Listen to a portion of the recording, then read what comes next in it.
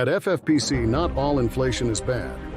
When FFPC entered the high-stakes fantasy football arena in 2008, the grand prize of the FFPC Main Event was $75,000. Today, after 15-plus years of setting the industry standard, the FFPC Main Event has a $1 million grand prize. Since 2021, the FFPC Best Ball Tournament grand prize has tripled, and the Superflex Best Ball Tournament is now the largest contest of its kind in the world.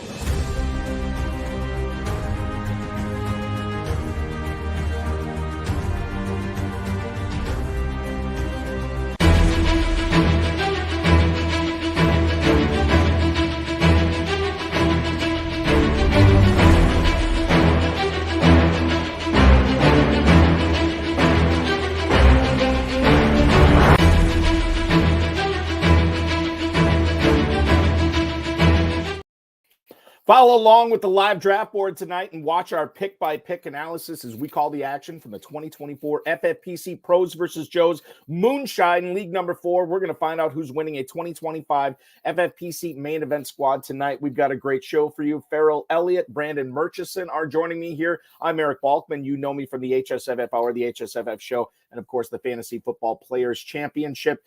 We are bringing you tonight the 4th of 6 special episodes for the FFPC Pros versus Joes, a competition that is pitting 6 industry pros against 6 FFPC Joes in each draft, the winner getting a shot at taking that $1 million grand prize next year for free. I want to bring in my first co-host tonight, ladies and gentlemen, as I'll bring up the board as well. You know him from the Woo Fantasy Podcast. He's a staff writer over at Rotoballer. You follow him on the X at Roto Superstar, and you saw him draft in this competition this past Tuesday. Please welcome back onto the program, Brandon Murchison. Brandon, welcome aboard, man. Thank you very much. And you wanted the best, you got the best. We are back, ladies and gentlemen, to cover Pros versus Joes, the Moonshine division. I'm looking forward to it, Balky. Great to be back on with you, man. Always a pleasure to be joined by you too, for sure. And we are going to get into the action here shortly. Remember, you can always follow us on X at Eric Balkman, at HSFF Hour, at Roto Superstar, at Rotoballer as well. Check out Farrell's Kentucky Fantasy Football State Championship over at KFFSC.com. We'll be joined by him shortly as well. High Stakes Fantasy Football at gmail.com is where to send in all of your questions. We'll try to get to all the chat rooms questions, X posts, and emails throughout the show tonight. Thanks to our hard work of our producer and mutual friend Rob and audio engineer, my best friend Bryce, as we are now through one round here, ladies and gentlemen. I'll take you through it. The first overall pick was held by Josh Hayes over at Rotoballer, Brandon's cohort. He ends up taking Christian McCaffrey, number 1. Then you're looking at Daniel Wright and Gino Donnie, 2 guys that we just had on the HSFF Hour a couple of weeks ago. They go with CeeDee Lamb at the 102. Dan Williamson and Bradley Stalder from PlayerProfiler.com, the hosts of the Stack Hunters show, they end up going with Bijan Robinson at the 103. 104 is Sean Green and Michael Young, the FFPC Joes. They go with Breece Hall, so 3 running backs in the first 4 picks tonight. Jamar Chase goes to Bob Lung, the founder of the Fantasy Football Expo, and, of course, Big Guy Fantasy Sports. Tyreek Hill is going to go to Patrick and Tim Lynch at the 106 tonight. J.J. Zachariason, late round himself, takes Justin Jefferson. Amon-Ra St. Brown is the 8th pick tonight from Rob Cannon and Stephen Rucker, the FFPC Joes. Jeff Manns ends up going with Jonathan Taylor. You know him from FantasyGuru.com and, of course, SiriusXM Fantasy Sports Radio. Jahmyr Gibbs is the 110 pick tonight by John Bauman and Gordon Chappell. They take Jahmyr Gibbs at the 110, followed by A.J. Brown to Estadio Fantasies, Mauricio Gutierrez, and then Garrett Wilson, the final pick tonight of the first round, the 112 to the longtime FFPC best ball drafter, Danny Mueller. We'll bring him in right now. You've probably already been registering over at KFFSC.com, the Kentucky Fantasy Football State Championship. He is the man, the myth, the legend, the definitive commissioner of fantasy football. Welcome to the broadcast, Farrell Elliott. Thank you, Balky and Brandon. How are you guys this evening? We're doing excellent. Excited to kick off, week number 2 of Pros versus Joes, which is really fun. And once again, Brandon, we see no tight ends go in the first round tonight. And it's just, maybe it's because I've seen so many FFPC drafts over the years. It's still bizarre to see no purple in the first round of so many FFPC drafts this year. What do you make of that? I mean, does that mean that the elite tight end no longer exists, or is it because there's a ton of elite tight ends this year, and we're going to see why in the second round? Yeah, I was very interested to see how the first round, especially the wrap, was going to turn out to play out in this draft tonight. I obviously, in Tuesday night draft, I was drafting from the 1-2 turn. I went with Trey McBride with the 2-1 pick at the that spot. And just to watch, and now that we're seeing the board kind of play out as we were talking about it, here comes the tight end run. And that's kind of what you're looking at with that. You're playing at the end, the 1-2 turn, or even the 11th pick.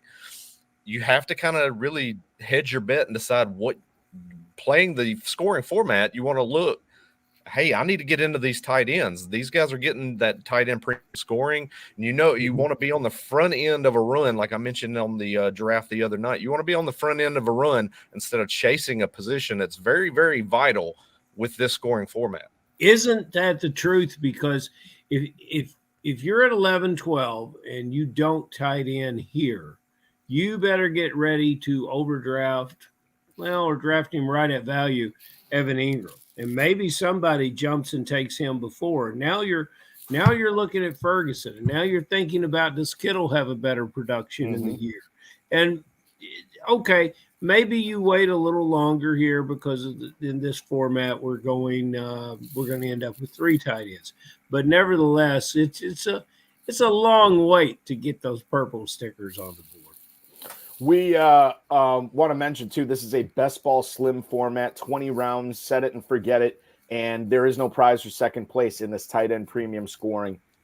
First place will get a free entry into the main event next year. That is it. I didn't get a chance to talk to you, Brandon, after your Pros versus Joes draft on Tuesday. How confident do you feel in that team winning an FFPC main event entry next year? I feel pretty good. After the draft was completed the other night, the way things played out, I didn't feel like I was really, reaching too far out for players that I wanted to get on this roster. Obviously, you mentioned it's best ball format, so I felt like I let the draft come to me. I was able to get a lot of the guys that I was targeting coming into the draft, and the way that I put that roster together, I was getting Joe Burrow a little bit later down the board. I'm getting a fantastic quarterback to kind of be the head of this team, and I feel like that team's going to have a really good shot for the 2024 season in that division. I recall that it was my favorite team, and I believe, Balky, that even Terp, after initial restraint, because he was in love with Team 4, but after initial restraint, he jumped on the bus with us. Did he really? I think he did. Of course, I'm going to say that myself, yes. Yes, there you go. Because, when Terp endorses you, that's something you don't forget in your lifetime. That's true. That's very, very true. Very true. We are powering through the second round here, and Brandon alluded to it. We have 5 tight ends go within 6 picks. The only one that stuck out as a non-tight end in the middle here of the second round was the Lynches, Patrick and Tim, going with Drake London to pair with Tyreek Hill instead. Farrell, you always like drafting. I think you always say you always like drafting in the middle, or is that the one that you hate? Right now, I'm getting mixed up. I'm warm to the middle in what I'm experiencing this year. I think I might love the ends just because I can condense all my thinking into a crash course, and then I can sit back and try to see where it's going to go. But I've been very happy with the players. Brandon said something about how the players dropped to him, how they came to him.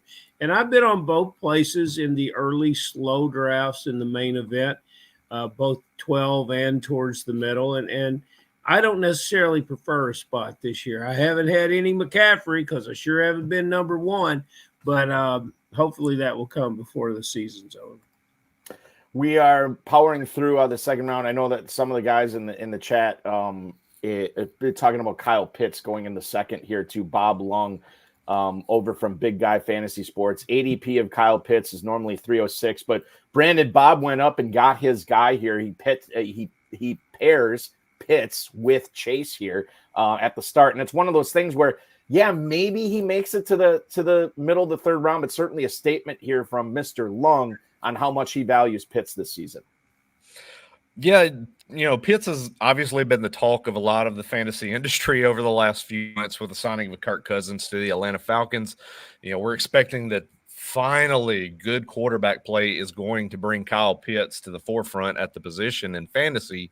Bob Long, we trust him as far as that consistency goes. He's the consistency guy in the fantasy realm. But this is kind of you're reaching for a guy that you're expecting to be a big boom play this year. A lot of people have Kyle Pitts ranked at that tight end 5, tight end 6 spot. So considering how the draft plays out, he's getting a guy that's going to be ranked around that position. As he's watching the tight end run go off earlier in this round, he kind of felt like, I need to go get my guy here instead of wait for the route. And he's running a lot of he's in Falcons camp. He's running many routes from the slot position, which intrigues me. Mm-hmm. And that'll be interesting to see what it looks like once the preseason starts and we see exactly what kind of team they're putting on the field and where they're lining up. Guys, how surprised were you to see, Farrell, I'll throw this to you, Dalton Kincaid? I mean, we saw that big glut of tight ends go there. Dalton Kincaid wasn't one of them. In fact, after the first 5 went off the board, you saw another almost a full half round afterwards where Kincaid finally went at the 302. I got to believe Daniel Wright and Gino Donnie were probably pretty thrilled that Kincaid was there to him. They could have taken him at the 211. They get him at the 302. Farrell, good value there for Kincaid. Why not? I like him a little bit before Pitts. I guess I like him in the position before Pitts. So in this draft, as far as my values, I would flip Pitts and Kincaid. But yeah, that's as far down as I've seen Kincaid go in a while.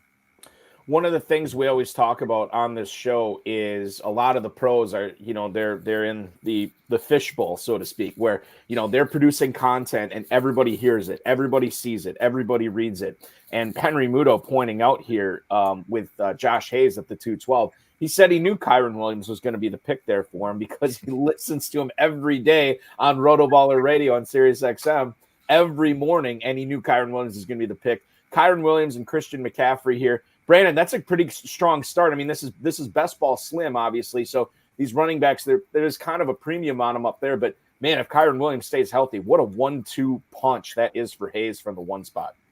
Oh, absolutely. And you're starting 2 running backs in this format, but you're also only starting the 2 wide receivers with the 2 flex. So, obviously, Josh, the magic man here, Josh Hayes, is going to have that 1-2 punch, like you mentioned, that throw in the lineup each and every week, barring injury. That's obviously going to be something to kind of think about with a Christian McCaffrey and a Kyren Williams. But assuming those 2 guys stay healthy, I'm expecting to see Josh now kind of attack the wide receiver position and eventually here in the next couple of rounds probably go ahead and grab his tight end for this format too. But that's definitely an amazing start, getting 2 guys that could be top 5 at the position, right there at the 1 spot and then coming back around at 212. Does Kyren Williams catch any passes, guys? Yeah, he does. Yeah. He's not like at a Gibbsian level, but he catches passes for sure. Okay. You see, I kind of like with Stafford, I think one of the things holding him back from even being a fantasy draftable quarterback is I see so few passes to the running backs.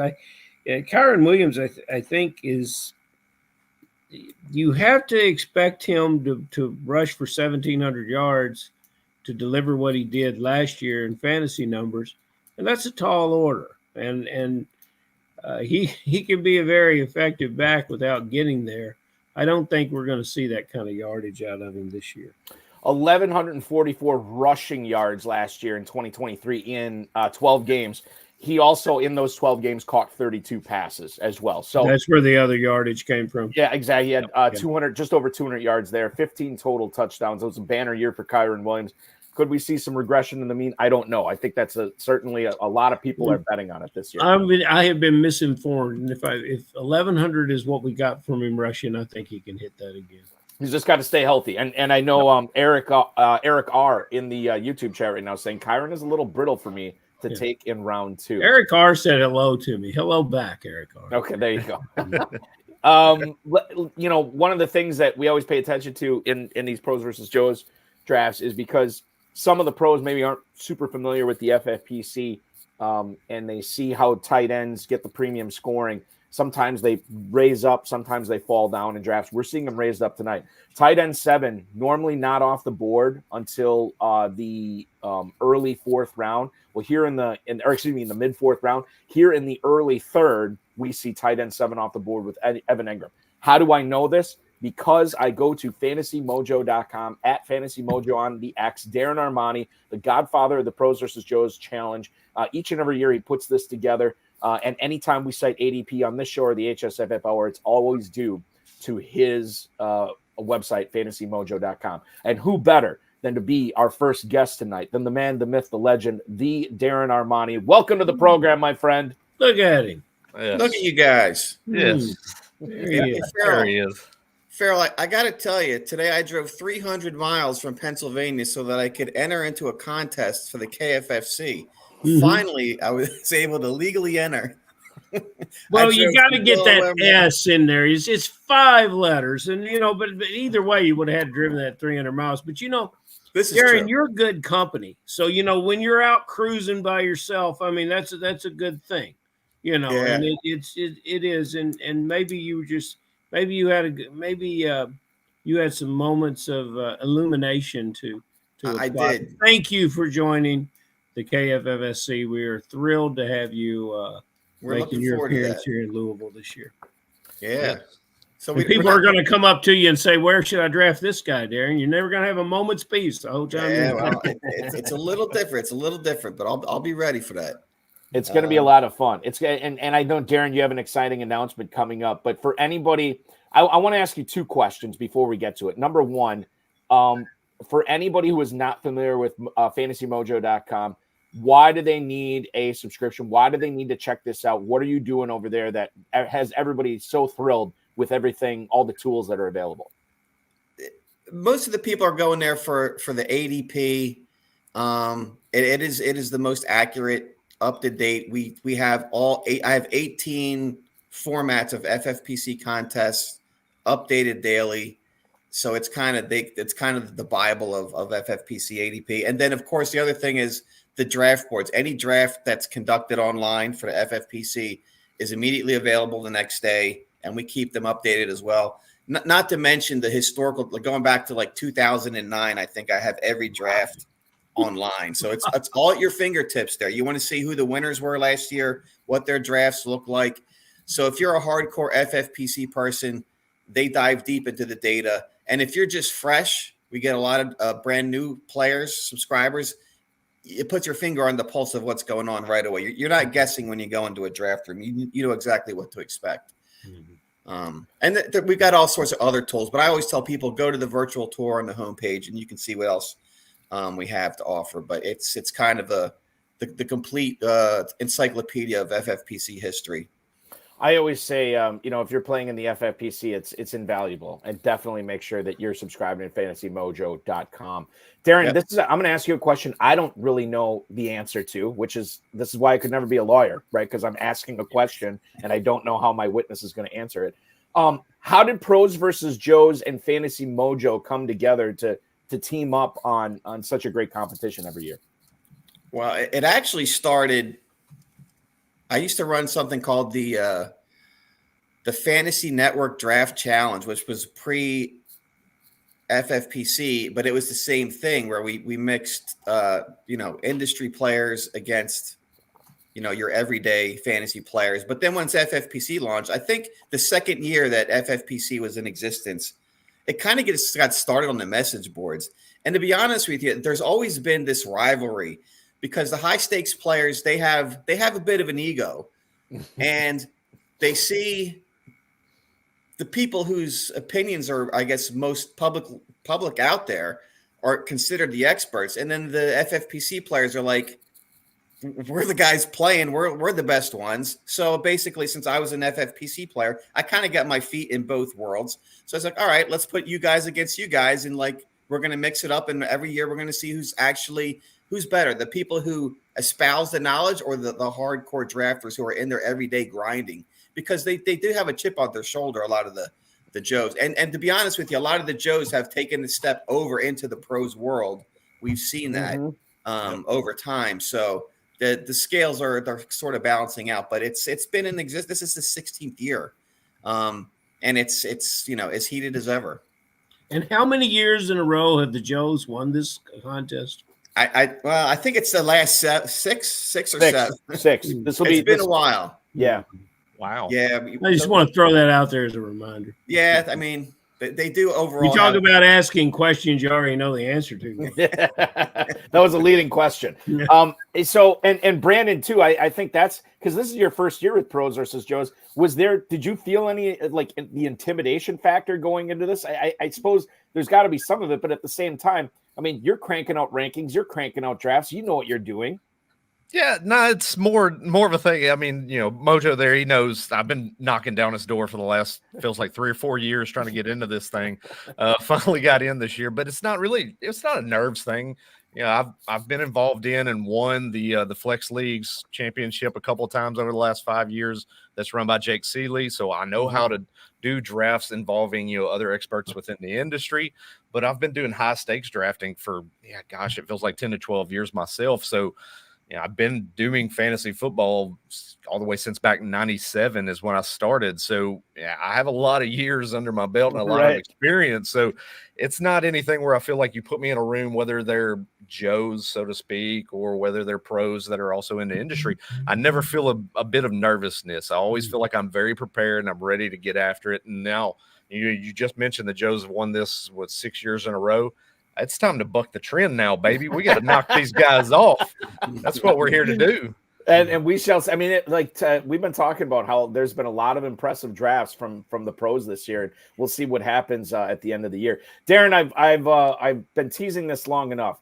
You said you had a special announcement that you wanted to come on here and talk about. The floor is yours, my friend. Yes. So draft after draft, we keep hearing, well, if you win the overall title, you don't get anything, right? So we're going to change that now. So this year, we're going to put and Balky. I'm going to put a link into the chat. I don't know if you can hit this URL and display it. So what we're going to do for the overall champion this year, we're going to award them a championship a championship belt. This will be the first time we've awarded a Pros versus Joes championship. It's one of those trophy smack belts. Right. And I've been playing in the Kings Classic for many, many years. And having gotten one of these from that competition, it's really cool. It's an awesome keepsake. And it displays great. I mean, you could wear it if you want. But yeah, there it is. There's the belt. So it's Pros versus Joes overall champion.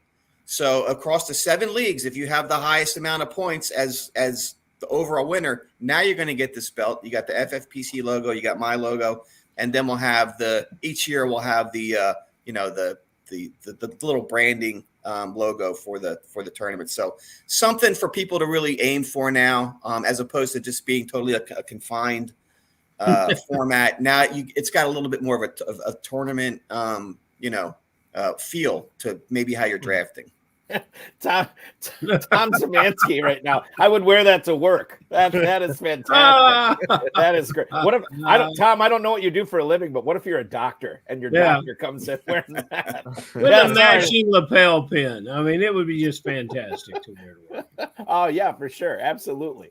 I'm gonna have some hard time getting some shoes to match that though. But right. Well, that's exciting, Darren. That's fantastic, and this will be the first year that we're doing it. So. No longer is there any sort of unattached glory with no tangible prize. You have fixed that this year, which is very exciting. So for the first time ever, Pros versus Joes overall champ getting a championship belt, which is great. Now, is that going to be displayed at fantasymojo.com if people want to check it out later? Yeah, I'll put it on Twitter. I'll put it on. We got the Pros versus Joes portal page, as I call it, where you have all the draft boards and all the information. I'll put it right up there, and we'll see at the end of the year, who pulls it down. It's not just going to be for bragging rights anymore to be the overall champ. You're going to get something that now if it's one of these shared teams, they're going to have to fight over who gets to hold it for the year. But we'll put both of their names on there. Right, exactly, and yeah, they can just 6 months at one spot. It's just like the Stanley Cup, right? Everybody they'll figure it out. Yes, exactly. Darren, so much good stuff from you once again tonight. Congratulations on another banner you're putting together, PVJ. You are drafting, is it Tuesday? No, I'm actually drafting in a slow draft this year because I'm traveling. Slow. Okay, all right, gotcha. So, right. And it is a slow draft, I'll tell you. But when did that one different vibe? When did that one start, Darren? That started last Monday. I think we just got into the 11th round. I'll probably post that now that we got halfway through. But we got some great drafters in there. You got Leone, who's a monster in his format. You got Maddock, who knows what he's doing. Who else? We got and both those guys I should mention too. They play FFPC normally, so that it makes it tougher for the Joes.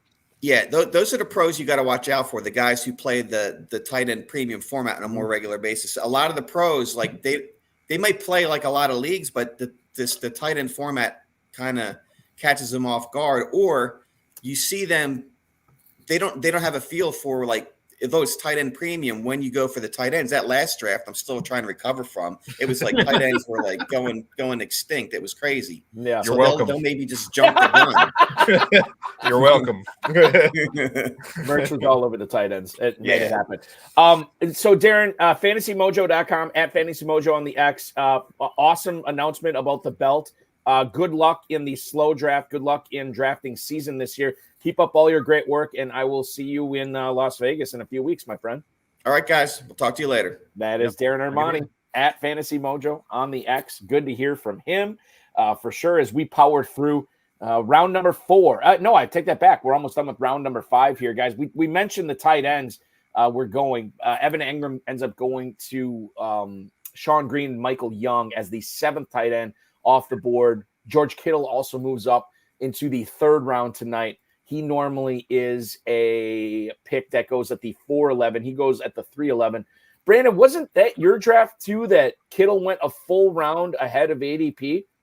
Yeah, I believe in our draft the other night, Kittle was he came off the board towards the end of round 3. Right, exactly, Yeah, in our draft the other night. So like he mentioned just now, is tight ends were flying off the board very fast and furious the other night in that draft. And Goddard in that draft went a whole board ahead. So that's what it felt like. Yeah. it may have course corrected at this point, guys, because tight end 8 was Kittle at the 3-11. And then tight end 9 was Njoku tonight at the 5-01 from Josh Hayes. Jake Ferguson goes to Green and Young at the 5-04 as they get 2 tight ends in their first 5 picks. And Ferguson's ADP is 504. So maybe we're going to normalize a little bit here as there is a huge focus on receiver in the 4th round. Let's go out and grab our next 2 guests here. You know them as the owners of the Pretty in Pink franchise. And you know that because we just had them on the High Stakes Fantasy Football Hour. Did Farrell and I. I'm going to see if I can jam them on the screen here because we got a lot of bodies now. But we'll bring in Gino Donnie and, of course, Daniel Wright from Pretty in Pink. Guys, how's it going from the 2 spot tonight? Great. Happy to be here. Good. I think that, I mean, the pick that we were talking about, and Gino, I'll throw this to you right away. Kincaid at the 302. Were you guys considering him at the 211 there?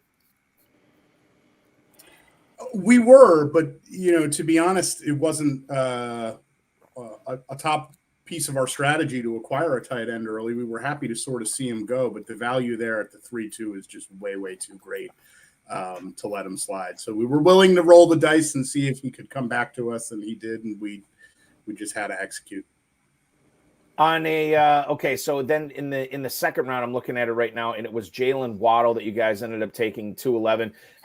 Daniel, any of the players in the first 5 rounds, any of these players, guys that you talked about targets before the draft started that you wanted to make sure you got? Yeah, I'm pretty sure we actually had our first 5 rounds penciled in: CeeDee Lamb, Jalen Waddle, Travis Etienne, Josh Jacobs, Patrick Mahomes. We were not expecting Kincaid to be there. No. We actually never even really discussed it until about 3 or 4 picks before it was our turn. I know that, we were super high on him, but drafting a tight end early wasn't really part of our plan, but we really weren't expecting that guy to slide. So we stuck with the plan and took Waddle, and we said, if he comes back around the corner, we're going to take him. So yeah, so far we pretty much got the team we wanted, but we just have a much better tight end than we thought we would have. Yeah, and Gino, I think that's the interesting thing. Not only did Kincaid slide, but he was tight end 6 tonight. Like, if you were thinking a tight end was going to slide, you think it's like Andrews or Pitts. Obviously, Bob Lung went up and grabbed, but to get tight end 6 at the 302, that and I guess, like, you guys are pros. You play in the main event. You know how important it is, Gino, to be able to make these pivots and still make your team flexible to grab more value if it comes down the pike. Yeah, absolutely. You can't be too rigid. It's good to have a strategy, but the strategy always has to be flexible. I will say for sure we had Dalton Kincaid not at tight end 6. He's clearly well ahead of Kyle Pitts, at least on our list, and we slotted him in right there just ahead of Mark Andrews. So, yeah, great value. And these it's been crazy in the tight end position in the first 4. We've looked at them all closely. Mm-hmm. Daniel, the Jalen Waddle pick at 211, according to the FFPC Best Ball ADP, it's about a half round higher than he normally goes. What is it? And this is one of the players that you said you were going to get, or at least that you really wanted to get. And if you're taking him at 211, you probably were feeling pretty good about getting him. What is it about Waddle this year that has you more intrigued than the ADP spot that he's going at? Well, I mean, his efficiency's just gone way up the last 2 years with McDaniel there, and he was a little banged up last year, so we haven't really seen that like big season out of him yet. But at Tyreek Hill's age, I just think eventually at some point the distribution of the production on that team has to just start to tilt a little bit in Waddle's direction, and that just offense is way too explosive, and he's way too good of a player.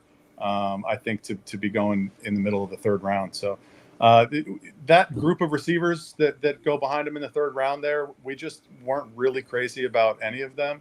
Mm-hmm. I think most people are kind of all over the board on that group of receivers. I mean, Nico Collins went a full round, I think, later. He was probably next on our list after Waddle. So, yeah, there's a lot of good players there. But, yeah, we really want to have a piece of that Waddle. And we're feeling like he's going to start to get a little bigger piece of the pie. Yeah, Sean Green, go ahead. I'm sorry. Go ahead. I was just going to say, we if you look at the Ike Bruce to Torrey Holt transition and the Marvin Harrison Sr. to Reggie Wayne transition, we just feel like this is the torch pass year, and Waddle just takes the mantle there. The Joes in Sean Green and Michael Young just made their selection of Calvin Ridley at the 609. That means the 610 pick is up. The Stack Hunters, Dan Williamson and Bradley Stalder, are currently making their pick, which means you guys will be on deck after this. Patrick Mahomes, you already have the elite quarterback. Dalton Kincaid, you already have the elite tight end. You do have a top 12 running back. Josh Jacobs is who you took at the 411 tonight, so you have a top 12 running back, and pair him with those, or to go along with that wide receiver pair, I should say, at the top of the draft in Lamb and Waddle. There's a lot of different directions you could go here, and obviously Williamson and Stalder will still have the opportunity to take somebody maybe you're looking at here. They take Hopkins. I'm going to let you guys talk out this pick between yourselves on air. Yeah, Gino, I mean, this is I think this is the guy. I mean, we sort of have a guy here, young, upsidey, our type of player. Yeah, smash the button. Looking at number 80, right? Yep.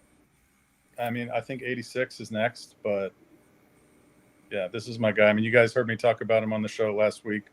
I just think that the opportunity there for Ladd McConkey is too big, and he's too talented.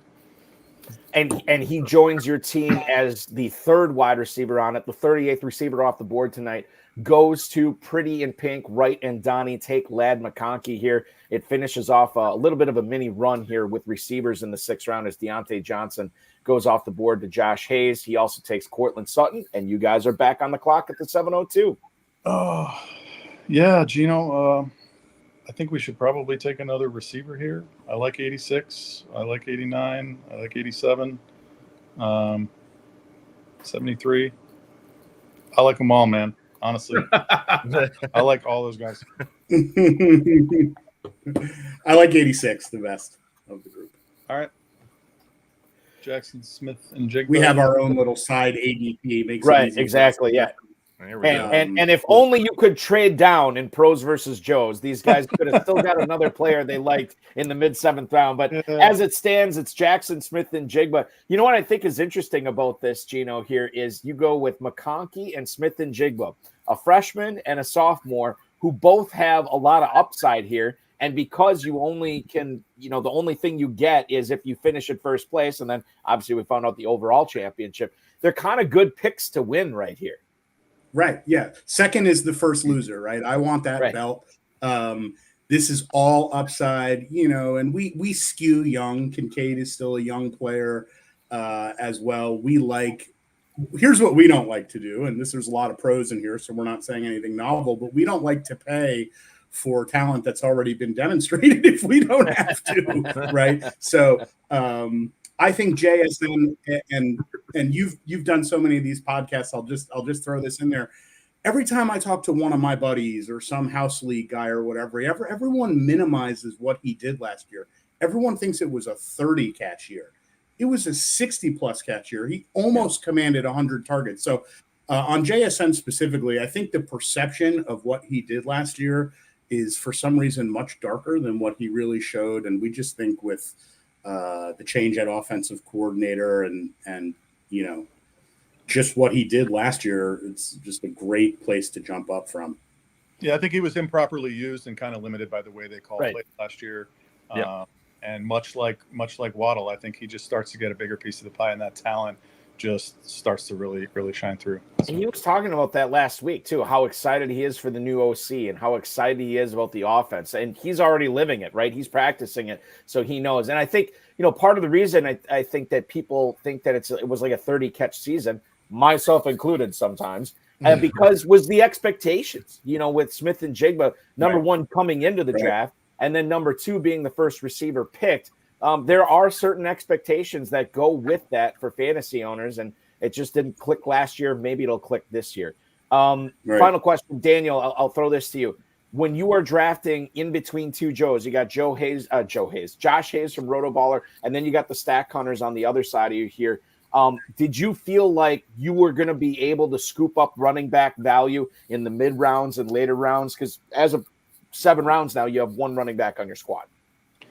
Yeah, I mean, I think this is kind of the way that we like to build teams. I mean, to be honest, we weren't really planning on this. Like I said, we had penciled in ETN and Jacobs there in 3 and 4. So, we had to alter course, and that's something we talk about a lot is being, flexible and taking what the board is giving to us.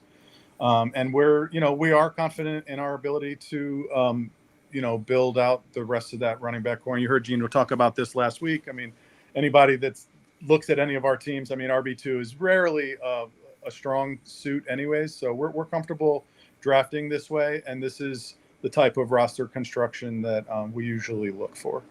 Well, guys, it's been a great 7 rounds here so far. I have full confidence that you could be the Joes that keep the Joes atop the pros versus Joes this year, although Brandon would probably disagree with me there. He's hoping to take it down.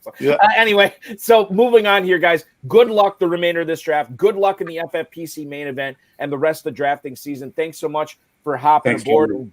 Go team Pretty in Pink. Yeah, thanks You for guys having are us. awesome. Thanks. Absolutely. Right. Thanks. There it is from Daniel right there. It's good stuff.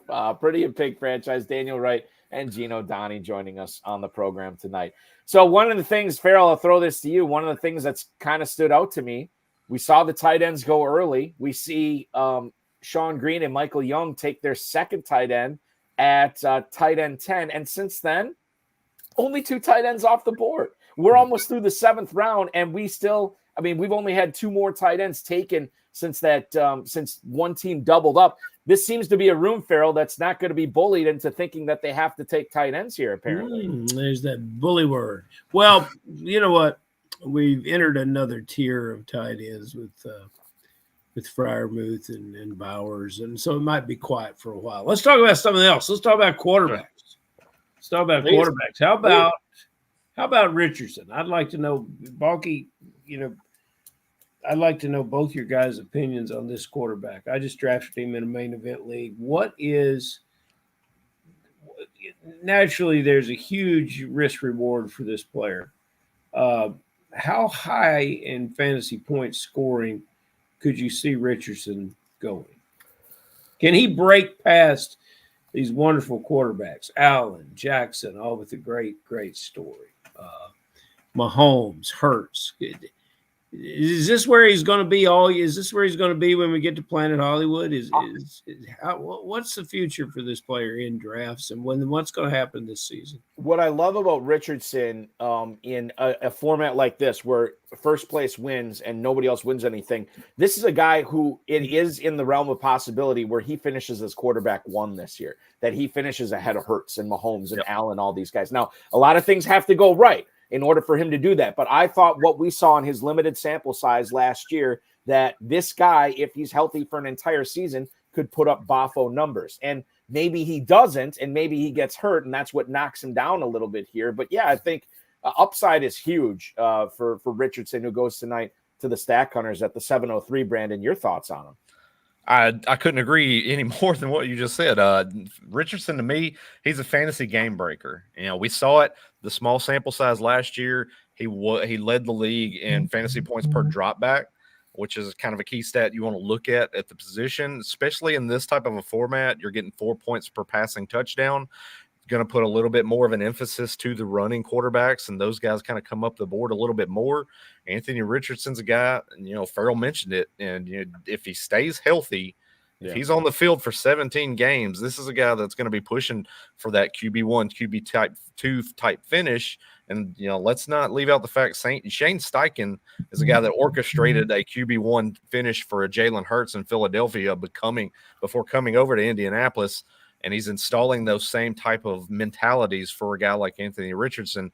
So I see the sky's the limit for a guy like Richardson this year. And, you know, Balky, with your quarterback there in Green Bay, Jordan Love, just signing the huge contract. If you look at what he had last year, the light kind of came on in the middle of the season. Mm-hmm. That's where he really began to stack up stats and look comfortable and look like the quarterback that we expect to see. And we were right about him last year in the drafting period. It just took a little time to get cooking. Richardson was cooking from day one last year. And you think if he were to build on that, and if he would have a better second half than first half, I think that's what we're looking at for this player. We get to see it. He's so strong in the pocket. He's not necessarily a rhythm quarterback. We had drafters talking about Josh Downs the other night, and I didn't bring it up, but it gives me pause because I don't see the slot receiver in timing and quick routes really doing a lot in this offense. I see downfield guys and guys that can make the contested catch. I think Pittman, who's slipping into the 4th round, has a year, perhaps his best year, with Richardson on the field for the whole season. The other thing I should mention here too is we're going to get to our next guest in just a minute. Anthony Richardson, interesting quarterback chicken that was being played with the Stack Hunters here at the 6'10". They didn't have a quarterback yet. They see that Pretty in Pink had Mahomes. They see Josh Hayes had Jalen Hurts. They grabbed DeAndre Hopkins, their 4th receiver, and then sure enough, Anthony Richardson comes back to him at the 703. So smart drafting there by the Stack Hunters. If it did play out that way, I could just be making this up too. Yeah. But and by the way, the value on Richardson tonight, really, really good, Farrell. And Brandon, 5'10" normally, he falls to the 703 tonight. Crazy. It is. I mean, and it's not like, you know, these other guys were overdraft. I mean, Josh Allen slipped maybe a little bit less than a half round. Jalen Hurts was actually almost a full round. Patrick Mahomes was about a half round or so. Lamar Jackson was kind of where he normally goes. But normally we see that 5th quarterback be pumped up into the mid 5th round, and tonight he falls into the early 7th. It's crazy stuff. The green room is getting crowded, so I'm going to usher one of them out to the stage here. You follow him on the X at Bob_Lung. He is responsible for one of the best fantasy football publications out there, and he is the pride of Canton, Ohio, the founder of the Fantasy Football Expo, Mr. Bob Lung. Bob, welcome aboard tonight. So glad to have you. How are things from the 5-hole tonight? Interesting. You know, this is always so much fun. It's such a unique draft in how it plays out. You know, there's some experts that I'm very familiar with in Josh Hayes, Jeff Mans, JJ Zachariason. So a lot of these guys I've competed against in the past, but the Joes are they're no ordinary Joes. So you got to be on your toes. I'm probably picking people that I usually don't, but they fall in that spot, and I go, yeah, I'm going to do this. So yeah, it was an interesting start for me. I thought I'd get a couple tight ends at the beginning, but that didn't work out at all. Right. But yeah, I like my team as it sits. Kind of had to go with some running backs there to kind of solidify that position. I was really happy to get Chubb. I'm reading so many good things about him locally because I live in the area. He's running, he's cutting, he's, even though they put him on PUP, for now, I really think he's going to be back a lot sooner than people give him credit for. If he can play even 10 games, 12 games, it's a bonus at this spot. So yeah, pretty happy so far. So so let's go through this. And Joe House is commenting in the YouTube chat right now. Bob, he says, anybody worried about that Jamar Chase holdout situation? Bengals are cheapskates. I doubt they'll pay up. You clearly have no worries about it taking him at the 105 tonight. I mean, they know that he's the man. They got Higgins to basically take the spot there, the tag. So they'll do what they need to do. They understand that. So I'm not too worried about it. Everybody's playing this game. It's the same thing as happening with Justin Jefferson and, CD Lamb and, those kind of, or not Jefferson, CD Lamb. And, some of these folks, even Tyreek is talking about, hey, I need a bump now. So they're all going to keep playing this chicken game. And, and as long as they keep paying these people, these guys, it's going to keep going. So I'm not too worried about it. They'll be on the field. So the pick that had everybody buzzing not everybody, but a lot of people buzzing, Bob, on YouTube was the Kyle Pitts pick at the 208 tonight. You have the opportunity to take the fifth tight end off the board. You went with Pitts over in Kincaid here. Tell us a little bit about why Pitts was the pick, not only a tight end for you there, but any position. You decided to go with Pitts at the 208. Yeah, that when I saw that big run there, I was kind of worried that if I didn't take somebody there that who knows, they could have taken Pitts, Everett, Kincaid, and I would have got stuck with maybe George Kittle, which isn't terrible, but also not great. So decided to do that. And I think it was a good call. I probably would have taken Derrick Henry if I wouldn't have. So that was disappointing to see him go down. I was hoping that Ingram would make it back. And I guess I'm on the clock here, ain't I? Yes, you are. Yes, Bob. And Bob, while you decide, let me just tell everybody what your roster looks like so far. Okay. So Bob is on the clock right now. He's already got Lamar Jackson. He's got Kyle Pitts as his quarterback and his tight end. He stacked up some good running backs here in Jones, Montgomery, and Chubb. Those were his last three picks. Jones, Montgomery, and Chubb in the backfield. Chase, Kupp, and Diggs are the receiver. And Bob, you've added another field flipper here in Rashid Shaheed at the 905. Yeah, this is a total points cumulative. So anytime you can get a high upside guy, I mean, even though I preach consistency, this is not the league for it. This is the league for all hands on deck, all points on deck. So I was looking at it. I needed kind of that fourth receiver, kind of eyeing a Jordan Addison, Rashid Shaheed kind of people. And I'm like, either one of them could be good, but I certainly like the quarterback situation a little bit better in New Orleans. So I went with Rashid Shaheed there to kind of give me a little bit extra upside on a potential weekly basis. And he wasn't, he really wasn't that bad from a consistency standpoint last year. And I think this year, another year under the belt, I think that he'll continue to grow in that offense. Target share and volume is probably going to be he's probably going to have career highs in both of them this year, I would think, in New Orleans. So he's a player I've never really liked before, Bob, but he is a player that I actually have been drafting this year because I think this year is the year to grab him, and then we'll see how far up he goes in drafts next year. Two things that I want to talk with you about in regards to your contributions to the industry: the Fantasy Football Expo, not this coming weekend, but the weekend after in Canton, Ohio. Tickets still available, Bob, and I know this event gets bigger and better every year, doesn't it? Thank you. No, I appreciate that. Yeah, we just have so much fun. It's such a great weekend, just a lot of camaraderie, brings the community together. One of the most exciting parts about this year is how many new folks are coming to town. I really hope everybody can make it because these folks are coming to show off their new product, their new, whatever site, stat, app, idea. And it's really cool because, it just makes me happy that we have this community that can work together, even though we're kind of all going for the same thing and sharing our knowledge and wanting somebody to, subscribe and, follow and all that kind of stuff. But we're all there to help each other. And that's what's great about this Expo weekend is people come in town, we hang out, we have some parties, we do some, education and panel discussions and trade show booths and stuff on sports betting on Saturday, all fantasy football on Sunday. And yeah, it just continues to get bigger and better. Folks like JJ, Jeff Manns, and those folks have all been out to this. JJ's coming back again this year. We do our Kings Classic, which is the best of the best drafting live from the Pro Football Hall of Fame on Saturday on SiriusXM Radio. And we just have a great time. So anybody who's never been to this, you're out there listening, thefantasyfootballexpo.com, get your tickets. Come out and join us. Have some fun with us. Yeah, and FFPC is also very kind to donate a $2,000 entry fee into the $1 Million contest that we give away to everybody who attends the event. So that in itself may be worth it. You could come to the event, then become a millionaire. It's that easy. Where else can you say that, right? Exactly. Not too many conventions out there can do that. The other way that you can become a millionaire is checking out the Fantasy Football Consistency Guide, which is available for purchase on Amazon right now.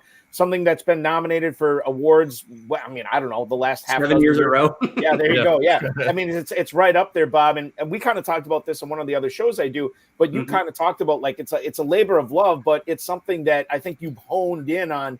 How you develop this and how you put it together every single year. Yeah, it's it's something that I think we all get into fantasy. We find a niche because it's something that helped us from doing something wrong in our league or something didn't go right. And when I figured it out, it was a year that my team was 500 and I was second in scoring. And what I basically realized is I had a lot of inconsistent players. Mm-hmm. And from that point on, I'm an accountant by day, so I'm a number guy anyway. And I just started kind of looking at things, and as they say, the rest is history. And now, we're at a level where we've got a book and just honored to be recognized each year by FSWA, and people buy it and they like it. And they always, I love getting the emails and the comments of, hey, thanks for helping me. I used to always miss the playoffs, or I just never seemed to get it right. I always thought it was bad luck, and got your book and, made the playoffs, won the league, whatever the case may be. And that's worth every penny, it certainly it means a lot more to me than any pennies that I make off the book. So right. Yeah, exactly. And that's what it's all about. It's one of those things where it's like we consume all this content. We, as fantasy players, and we're always trying to get better. And so it's like one of these relievers in Major League Baseball. They make one thing, they can't find the strike zone. They're walking everybody. They make one little tweak, and which might not be a huge thing. It might just be as simple as getting the Fantasy Football Consistency Guide, and all of a sudden, boom, they're a consistent playoff contender and they're winning leagues, annually, or at least, semi-annually all the time. So that's always great to see.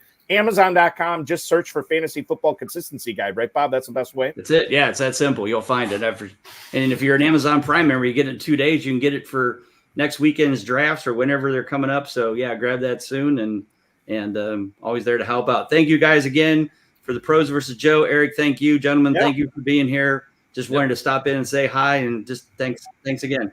Thank you, Bob. Appreciate it. Good luck the rest of the draft, man. All right, buddy. Take care. See you, Bob. That is Bob Lung. Follow him on the X at Bob_Lung. And the link, by the way, to the Fantasy Football Consistency Guide is there on Amazon as well. Quarterbacks are flying fast and furious now. We got 12 of them off the board prior to the completion of the 10th round. Nobody's doubled up on quarterbacks at all. Brandon, I'm going to throw this to you. Jaden Daniels is a player I really like. He's a player that part of the reason I've liked him so much was because it seemed like he was going lower in drafts.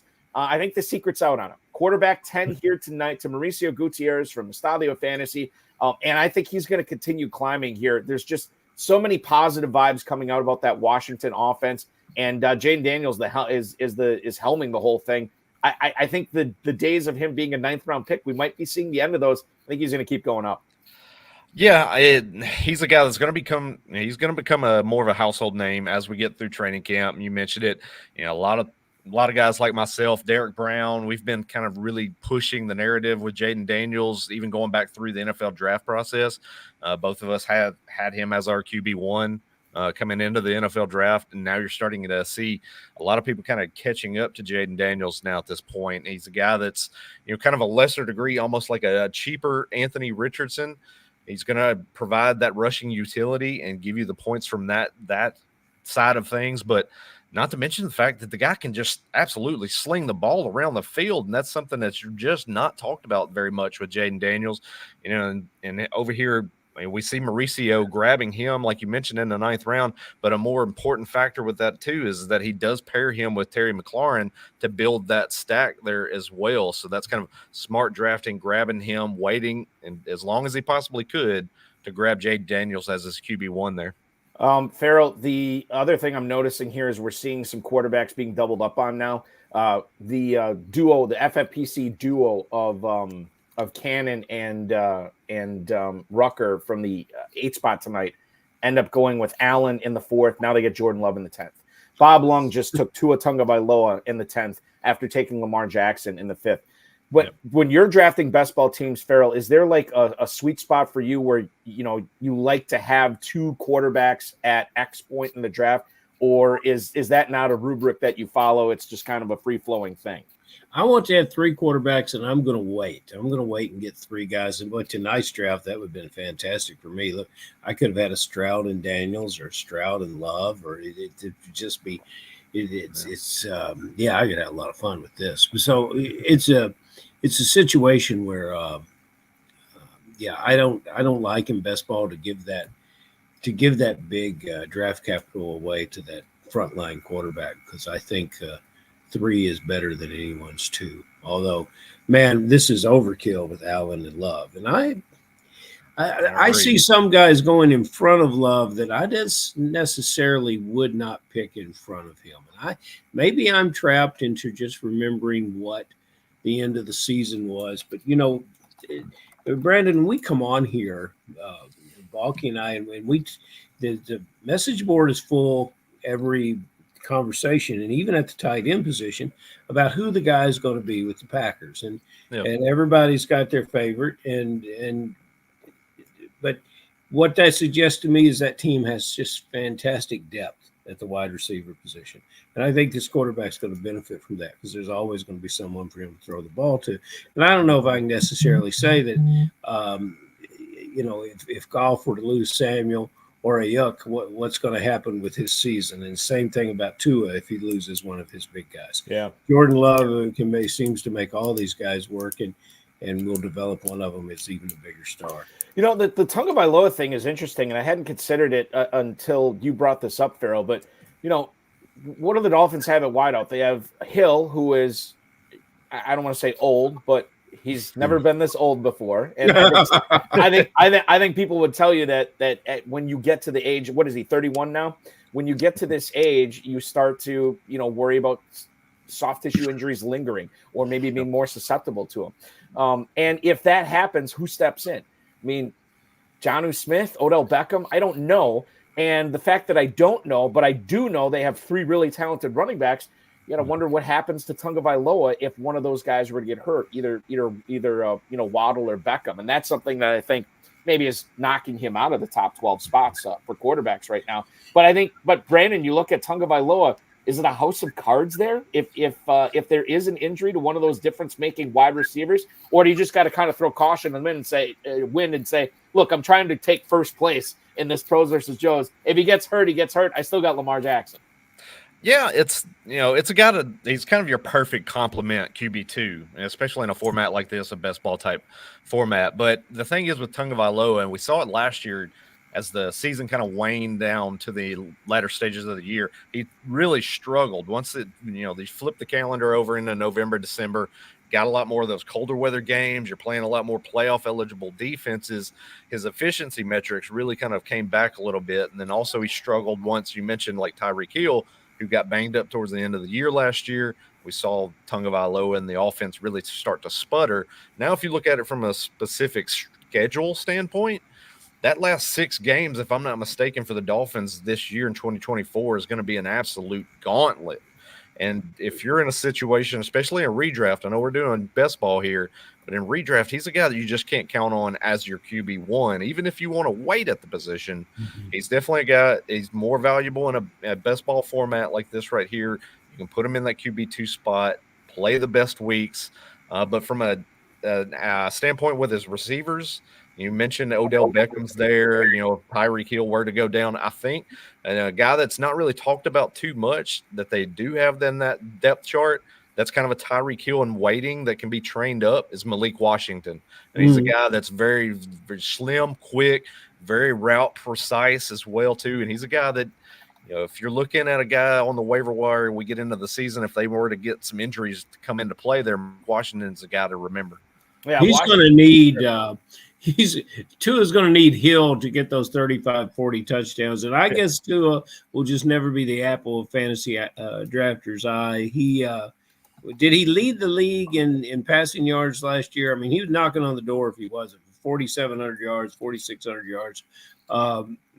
It's just about as good as he can do, and it's just not ever going to make him the number one guy that we all would want. Tyreek Hill did just turn 30, so he will not turn 31 until next spring. Tunga Vailoa did lead the league in passing last year, Farrell, 4,624 yards. That was about 50 more than Jared Goff, who came in second place.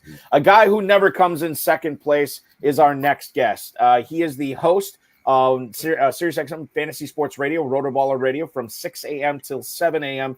Eastern Time, Monday through Friday. You follow him on the X at Josh Hayes. Please welcome onto the show, Josh Hayes. Thank you so much, Josh. And by the way, I butchered your X name, Josh Hayes FS. Josh Hayes FS on X. Easy for me to say, right? You also said he had never come in second place, which I mean, I guess you're saying he's an eternal champion. He's an eternal champion. Yeah, absolutely. okay. Yeah. Josh, welcome aboard, man. I think you're on mute. I think we might have you on mute. Sorry. Hold on. There we go. Josh, welcome aboard. Yeah. Thanks for having me. Does this mean I'm going to win Pros versus Joes for the rest of my life? life? For a second. This is so amazing. It's pretty cool because you will be the pro that ends the Joes streak here, Josh, of winning all these Pros versus Joes in a row, which is fantastic for you. Last year, 9th place overall in the competition. So good on you. And I think was that Henry Muto that was saying before, you won your league last year too. I won my league last year. I've been lightly complaining to Darren Armani that my preseason odds stink every year. So maybe this year, as like a defending champ, I got bumped up. I think I had the second highest odds for the first time in forever. I mean, it's really embarrassing. Like if you look at the odds that he posted for me the last few years, it was like I'm a pro, but I look like it needs Pros versus Joes versus Scrubs or something like that. It's the second worst odds every single year until I finally won last year. So I was like, Darren, you're going to do me right this time with the odds, aren't you? And he posted second highest odds. He was like, wow, all right, thank goodness. A tie 9-1. You and JJ Zachariason both 9-1 to win this behind Williamson and Stalder, and then Danny Mueller, the FFPC Joes. So best odds among the pros, tied for second best. There's nothing wrong with that. But I do think we have to talk about what everybody wants to talk about here tonight. Josh, a little over halfway through your draft, how do you feel your squad is looking at the one spot? I like this squad, and I will say that if you look back historically, the last probably 3 years of drafts, including FFPC, I have never gone running back. Mm-hmm. And I had zero plan to. What's up, Javier? Thanks, Darren. Remember, Javier is the one who puts the odds together every single year. Darren is just the mouthpiece. He's the messenger. Right. I want to know if Javier, I need like proof of life for Javier because I really think it's just Darren, you know what I mean, putting the odds together. But either way. He used to email our show all the time. I have not heard from him in forever. But apparently Darren, it's like Hangover 3, right? Where they couldn't get a hold of Leslie Chow. Nobody could find him. But then we find out that him and Alan had been communicating via letters and emails and everything. Maybe that's the relationship that Armani and Javier have right now. I don't know.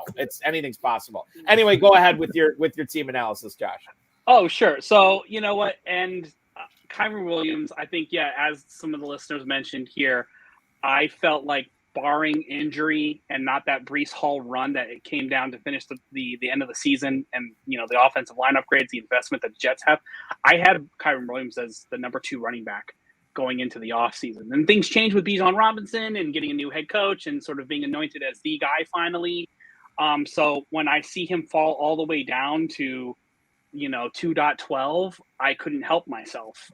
So I think he's a special player and I'm happily fine for him to have Blake Corum cut into 30% of the work.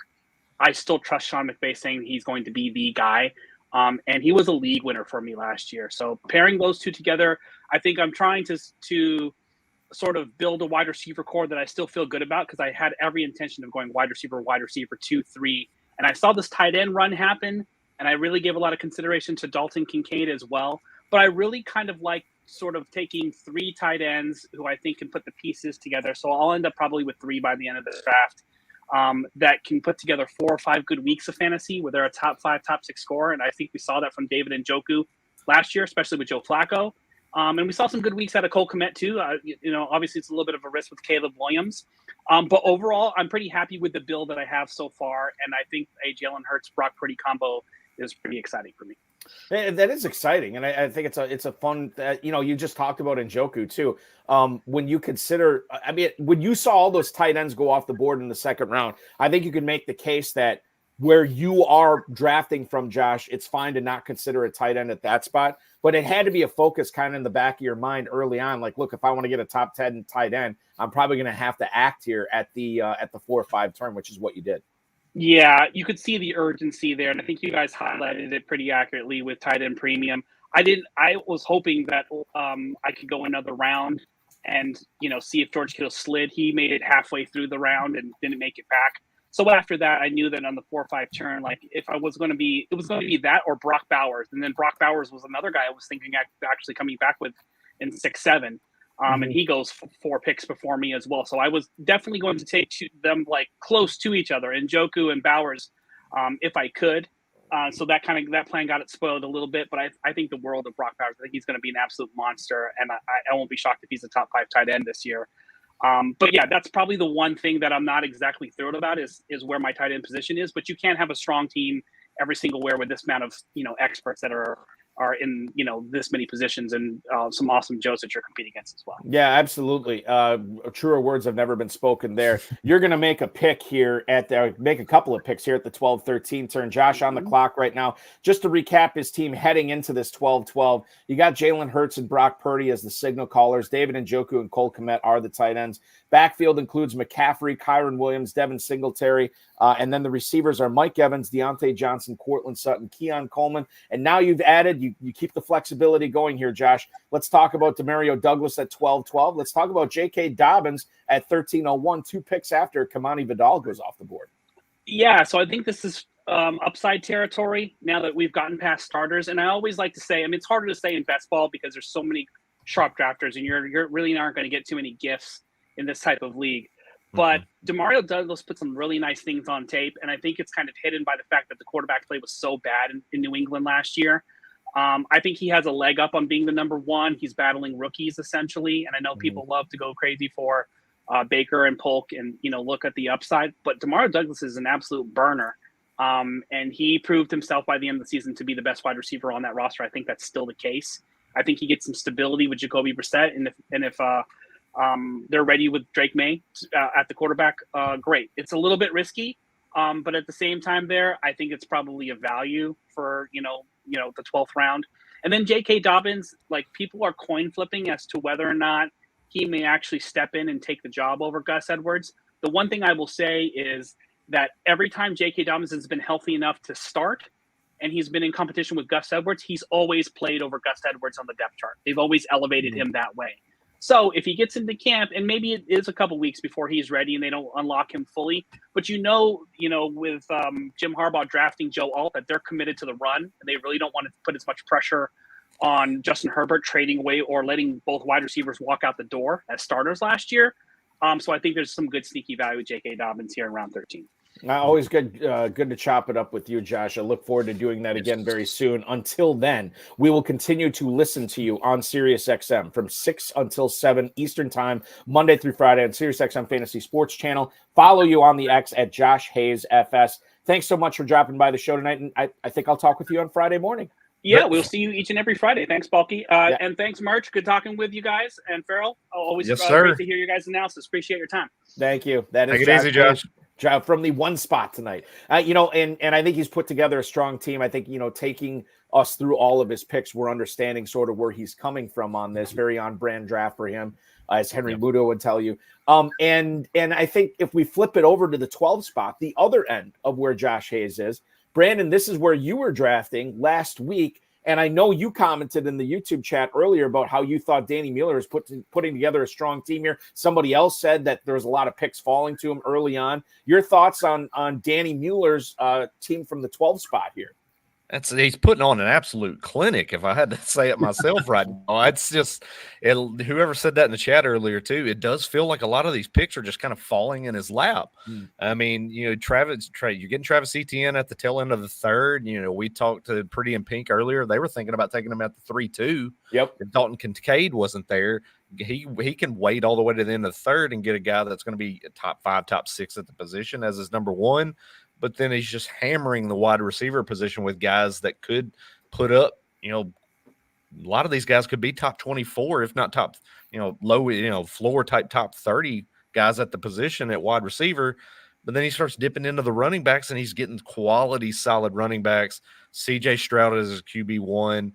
Obviously, you had to wait on the tight end position. And if you're going to wait at the tight end position as long as he did, Tyler Conklin is a guy that has gone 87 in targets at the position 3 years running now. Yep. And you're getting him that late in this draft, just waiting. I think that's a solid team, and they're putting together an excellent draft right now. It would be pleasant if Tyler would start catching some of those 87s, but maybe this is the year. I haven't seen Pollard go this late, guys. Have you? No, I don't think so. Especially in this format. You would think he would even go higher than his regular ADP. And it's RB34, and you're getting a lot of good positive reports out of camp the last few days from Titans camp too. So it's odd to see him fall back that far. In the FFPC Best Ball Tournament over the last, I think, 3 days, I'm quoting Fantasy Mojo here, Pollard, the latest he's gone has been 9-11. He goes at the 9-12 tonight. So that was great value, obviously, on him there. And Darren Armani pointing this out from the YouTube chat tonight. Bear in mind, Danny Mueller has won this overall competition, not his league. He's won the overall Pros versus Joes not once but twice. So certainly a guy that's been very, very talented no matter where he's picking from. I hope he doesn't get upset at me for saying this, but I look at his draft. So ETN, almost a full round of value, right? I look at Ramondre Stevenson, almost a full round of value. We talked about Tony Pollard, right? We didn't talk about him. There was one more here that I thought was really good value. Maybe there wasn't, or maybe there was. Now I'm confused. All of them are. I'm looking at way too many drafts here. I think that's who it was. Collins ended up falling quite a bit. But if I could point out two of the picks that Danny quote unquote overdrafted, which I don't like the term overdrafted. You're just getting your guys. But obviously, we want to know what the high-stakes players are doing this year. Danny Mueller, heavily invested into his teams. Christian Watson at the 601. Normally ADP, again, I know it's not perfect, but the FFPC Best Ball Tournament, his ADP normally 801. So he went up and he grabbed Christian Watson. I think I'm looking at this right. Yeah, I am. And then Ramondre Stevenson, Hollywood Brown. Normal ADP of 606. And I get it. He's not making it back to you, but he did take him about a half round earlier. Watson is the guy in capital letters that really stands out to me, but Hollywood Brown here too, Farrell. Very interesting picks, maybe telling picks on maybe a couple of who Danny Mueller's guys are this year. No, Danny's figured it out. The Green Bay receiver that's going to rise amongst all the talent is Christian Watson. And guys, look what he did later on at his quarterback, stacked with his tight end. Perhaps he was leading us there. the whole time. And Danny Mueller is a KFFSC champ as well, Balky. Yep. As you say, wherever he goes, he wins. Yeah, and that's and Michael Quinzel's pointing this out too, is he gets CJ Stroud, again, about a round and a half of value there to pair with Nico Collins. Sometimes the stars align, the C's part, and Danny Mueller gunning for his third overall Pros versus Joes title this year. We shall see if that happens for sure. I got strong competition. Yes, you do. Absolutely. Absolutely. We're filling in the purple and the red here as we get into the mid rounds of the Pros versus Joes challenge. We're covering this here, night number 4 of one of these teams winning a 2025 FFPC main event entry. Let's bring on our next guests. They've been picking from the 4 spot all night tonight. You saw Sean on the show about a month or so ago. He's made an appearance since then on some Fantasy Pros Championship live draft coverage. He's back tonight with his co-manager, Michael Young. Please welcome onto the program, Sunday Delivery, Team Sunday Delivery. It is Sean Green and it is Michael Young. Guys, here's what I'm going to do. Sean, I'm going to pitch you the first question.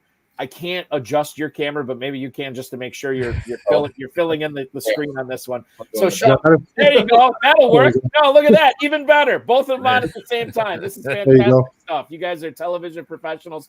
Sean, welcome back to the program. How are you feeling about your team from the 4 spot tonight? I like it. We had a different strategy coming in, and it just went sideways. But, honestly, happy with the way things fell. Getting Barkley where we did. We didn't expect him to be there. We were actually thinking about triple tapping the tight ends, depending on who fell back, but just couldn't pass on the value of Barkley. We liked Ingram in the 3rd. There's been a few players that we've had our eye on that some people have taken. JJ, he's taken quite a few of our guys in this, but that's the beauty of this, like you got to go get your guy and hope for the best here. So you talked about doing a different strategy, and Michael, I'll throw this one to you. Who are some of the players that you guys missed out on because you either got sniped or maybe the structure of your team changed as you went on and got deeper into this draft? Yeah, early on we thought about doing something kind of a little bit strange and out of ballpark. Just kind of going like really, really bully tight end early and just grabbing 3 of those top 10 guys. But the board didn't kind of fall that way, and we got Barkley, and so we just kind of changed strat a little bit. But as we've kind of went through the draft, there's been a couple of guys we've had our eye on, and it's a sharp room. Like they're not coming back. So it's one of those, if you see a guy, go get him because he's not coming back. It's interesting, Sean, but when you have the 4th pick, you kind of know what you're doing there, but you kind of don't because you don't know what the first 3 picks are going to be. What did you and Michael talk about doing in the first round? We actually saw the board, the first 3 picks falling the way that they did. I felt like Dan would take Bijan. And we had already settled. We had already settled in on Breece Hall, and in the second round, we thought we might be looking at Mark Andrews or something like that. Now you are on the clock. Oh, one sec, we're on the clock. Yeah, I'm going to let you guys talk this out. Here is Sunday Delivery on the clock here at 15:04. Can make it back? No, I don't even know. I don't know. Yeah, at this point. Yeah, we're just gonna do it. Yeah, it's fine. All right, not a sexy pick, but you get your second quarterback, Daniel Jones. I mean, he's got the weapons with Wan'Dale, Slayton, obviously Malik Neighbors. If he can stay healthy, he still has a little bit of rushing upside, and hopefully we don't have to depend on him. We got Dak, so. And the other thing too, little cheap stack here. Wan'Dale Robinson on the 14th and Daniel Jones on the 15th. We were targeting Will Levis, but JJ sniped him from us. Right. Anybody we look at on the board, like, oh, this guy gone, this guy gone. Like, oh. How much was the Evan Engram pick in the 3rd round influenced by seeing whatever it was 6 tight ends off the board at that point? Yeah, well, we actually like, especially in this format, Ingram. We think that offense is just going to take a leap forward. They got BTJ and they got Gabe Davis, and they're going to stretch the field. And we think Kirk and Ingram are still just going to eat in that middle of the field. So we still see a really high target share for him, and he could replicate something similar to what he did last year. So we were if him and Pitts were on the board, we were actually going to take him over Pitts anyways. So when Pitts went, it was like, all right, that's fine. And then you knew, obviously. Yeah, he made it easy for us. Let's talk about that 1209 pick, Jaleel McLaughlin. Maybe the most talked about backfield over the last week in fantasy football has been that Denver one. Javonte Williams ended up going to Mauricio Gutierrez at the 10:02 tonight. You guys get McLaughlin at the 12:09. Sean, I'll throw this one to you. How excited were you about that pick? honestly, that was a guy that I really liked. We talked about it and we both agreed on that. Historically, the Joe Lombardi, Sean Payton offense, they throw the ball to running backs. And, obviously we know Javonte can catch the ball. He seems like he's healthy now in camp, and, there's a lot of hype surrounding him, but McLaughlin, he's not going away. He has a role in that offense. And I think he's going to catch passes. And in this format, just like we targeted Jaylen Warren earlier over Najee, when you had me on the stream a month ago, we talked about that. Yep. I kind of leaned Najee, but when we had Barkley and Brees, we felt like we're getting the pass catching from Jaylen Warren. And then again with Jaleel McLaughlin. In the next round, we took Ray Davis, who might get some goal line work. I don't know what his role is going to be, but there's a lot of steam about him as well. Obviously, we know Cook's the guy in their backfield, but I'm optimistic with Ray Davis. Yeah, we're trying to target guys with contingent upside right there. That's you kind of swing for the fences. They're going to have a standalone role. And then if something happens to the starter or whatever, you could see some really big spike weeks from them. Right. Michael, I know that one of Farrell's favorite picks for you guys tonight was Joshua Palmer at the 1104. Not necessarily contingent upside. We heard the argument from the Pretty in Pink guys in the first hour tonight about Ladd McConkey, but we can't forget about Joshua Palmer, can we? No. Yeah. He's one of the guys. He's going to be on the field. He's going to be catching passes. They're going to throw more than what people are, it's not 1920 anymore. You can't just get away with the ball 17,000 times. So they're going to have some pass volume, and he's going to be one of the guys who's going to be out there in 2 wide receiver sets, and he's one of the only ones on the team that has rapport with Herbert coming back this year anyway. So we like that pick and that value in that round. Yeah, I was thinking about that guys earlier. Wouldn't it just blow everyone's mind if they rolled out in week 1 and threw the ball 40 times? Would you even be surprised, honestly? No. Harbaugh likes to play those games. Yes. We're going to run the ball, and he comes out and throws it 30 times. It could happen. It could happen for sure. And one of the things that has happened tonight, and guys have been waiting for this to happen, and then finally we get some separation in the Pittsburgh backfield, and it's not Najee Harris going first tonight. It's Jaylen Warren going at the 809. To you guys, Najee Harris ends up going at the 906 tonight. But clearly, Sean, you guys like Jaylen Warren better than Najee Harris. Why do fantasy players continue? I mean, it's just like Harris's ADP is always higher, yet everybody I talk to likes Warren better. You guys matched it up with what you did in the draft tonight, taking him over Harris. Yeah, that was one of those things where it was like, who do we want? We actually did consider taking both of them at the turn, but we're like, we don't want to invest that much. We need a quarterback. And you never know how these rooms are going to fall. And we've seen how, we were hoping Herbert would make it back to us to get a little stack with Palmer. So it was just, for us, we liked Warren because of the pass catching ability. And I think he's going to get rushing work as well, but he's going to be their primary pass catcher. And that was something we really liked because we have Barkley and we have Brees Hall, who are 2 locked in, 3 down backs. Mm-hmm. Addison, Michael, no concern with the suspension, or do you guys feel like, okay, at the 10:09, it doesn't matter if he gets suspended or not? We like that pick there. Yeah, that was clearly a value pick. It's like when it's that late, even if he does get suspended, I was looking at some of the Twitter lawyers, if you will, and there's some language in the CBA that it's like, it's going to probably be a 3-game. It's just win, and in the round 10, with Hawkinson missing the first part of the year, he's going to be second on the team in targets right away. And, O'Connell likes to air that ball out a lot. Mm-hmm. So, between him and Rashee Rice, it's like we probably have the riskiest wide receiver room here. But, we're swinging for the fences. But that's what you have to do, right? Because if even if one of those guys pans out, all of a sudden you have a leg up on a lot of other people in the league. You guys are on deck here right now. I'm going to have you make this pick on the air. Prescott and Daniel Jones are the quarterbacks for Sunday delivery. You're looking at Brees Hall, Saquon Barkley, Jaylen Warren, Jaleel McLaughlin, and Ray Davis at running back. Receivers are Zay Flowers, Ridley, Rashee Rice, Addison, Joshua Palmer, Wan'Dale Robinson, and Evan Engram and Jake Ferguson are the tight ends. Go ahead and talk through it, guys. Who's going to be the pick at 1609 for you? Go back to receivers. That's a good question. That's what we're trying to figure out. I feel like sometisometimes when I have players on the clock, I should switch to my PGA voice. Like, they're at 1609 here. All right, pull out about a 3-iron. You're looking at the wide receivers, but it's a rookie receiver that you guys decided on here, and a player who's reunited with his college quarterback in Troy Franklin. They have the chemistry, from college, and who knows in that Denver offense? I mean, again, Sean Payton obviously wasn't a fan of Russell Wilson, and Bo Nix was his guy. Even before the draft, they were talking about it. And then they really, according to the press conferences and all the stuff I've read, they really liked Troy Franklin, and they felt like they got a good value on him in round 4, I think it was. So it's like, at this point, let's take a shot, get a rookie. You never know. Never know who's going to hit. And late round, late in the season as well, he might hit.